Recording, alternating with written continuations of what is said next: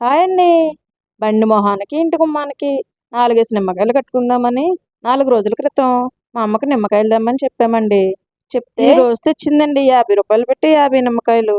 అమ్మనెందుకు తెమ్మన్నావమ్మా తల్లి, నువ్వు కొనుక్కోలేవా అంటారేమో. అమ్మకి ఎదురింట్లో ఉన్న ఆవిడ అమ్ముతుందండి. అక్కడ చెట్టు ఉంది, పెద్ద చెట్టు. అందుకని అక్కడైతే తక్కువ రేటుకి వస్తాయని తెమ్మన్నామండి బాబు. అంతేకాని ఇంకొకటి ఏమీ కాదు. మరేమో తెచ్చిన నిమ్మకాయలని రోజుకి 4 కాయలు రసం తీసి తాగినా తరగవని, కొన్ని కాయలని కూరండి, కొన్ని కాయలని రసం తీసుకుని, కొన్ని కాయలతో మా కుర్రోళ్ళు కొద్దిగా పులిహోర చేసి పెట్టానండి.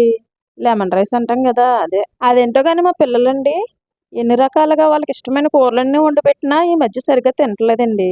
అందుకనే కొద్దిగా పుల్లగా చేసి పెడదామని ఇలా లెమన్ రైస్ చేసేసానండి తెచ్చిన నిమ్మకాయలతో.